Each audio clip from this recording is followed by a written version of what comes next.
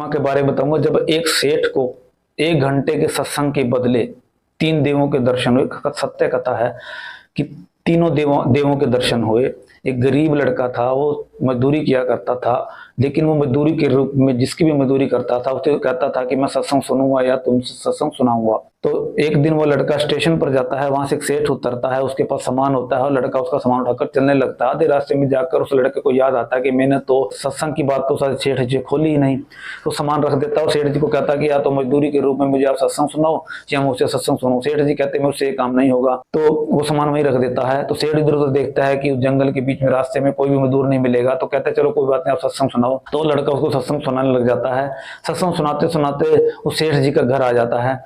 तो उस लड़का उनसे पूछता कि मेरा सत्संग कैसा लगा। सेठ जी कहते हैं मैंने सत्संग वत्संग कुछ नहीं सुना, मैं तो अपने काम निकल गया, अब तुम जाओ। तो लड़का ध्यान लगाकर देखता है कि सेठ जी की कल मृत्यु हो जाएगी। तो सेठ जी को कहता है कल तुम्हारी मृत्यु हो जाएगी और मैं तुमको एक बात बताता हूँ, जब धर्मराज तुम्हें लेने आए तो तुमसे पूछे तुम पहले पाप का कर्म का फल भोगना चाहते हो या पुण्य भोगना चाहते हो, तो तुम सेठ जी से कहना मैं पहले पुण्य कर्म का फल देखना चाहता हूँ। तुम ये मत कहना भोगना चाहता हूँ, मैं देखना चाहता हूँ। ऐसे ही होता है, सेठ की मृत्यु हो जाती है, सेठ जी को धर्मराज जी के पास ले जाया जाता है। धर्मराज से सेठ जी से पूछते हैं कि तुम बोलो पहले पाप कर्म भोगोगे या पुण्य कर्म भोगोगे।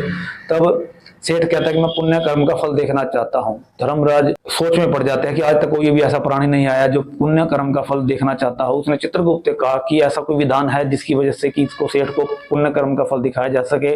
चित्रगुप्त कहते हैं ऐसा कोई विधान नहीं है, चलो हम इंद्र जी के पास चलते हैं। इंद्र के पास जाते हैं, इंद्र के पास भी वही कहानी मिलती है, वो भी कहते हैं कि मेरे पास इसका कोई विधान नहीं है।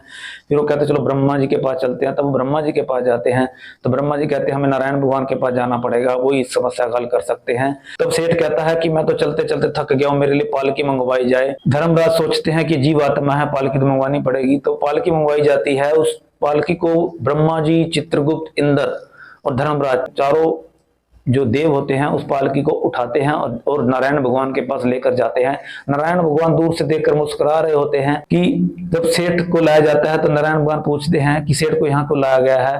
तो सेठ कहता है प्रभु मैं अपने पहले पुण्य कर्म का फल देखना चाहता हूँ। नारायण भगवान मुस्कुराते हैं, कहते हैं कि सेठ जी ये आप क्या देख रहे हो, चाहे आपको बड़ी बड़ी हस्तियां उठाकर लाई हैं, इसमें ब्रह्मा जी, इंद्र, धर्मराज, चित्रगुप्त, तो क्या तुम मेरे दर्शन कर रहे हो, इससे ऊपर तुम पुण्य कर्म का फल क्या देखोगे, यही पुण्य कर्म का फल है। देखो उससे इसने 1 घंटे का सत्संग सुना और वो भी पूरे मन से नहीं सुना, तो उसको इतना बड़ा फल मिला।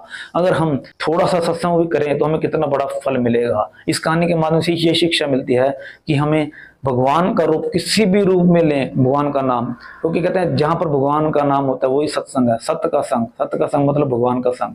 भगवान का नाम हम किसी भी रूप में लें तो वो सत्संग ही है। तो हमें भगवान का नाम लेते रहना चाहिए, क्योंकि यही समय है। अगर ये समय हाथ से निकल गया तो हमें बाद में पछताना पड़ेगा। जय गुरुदेव, जय गुरुदेव, जय।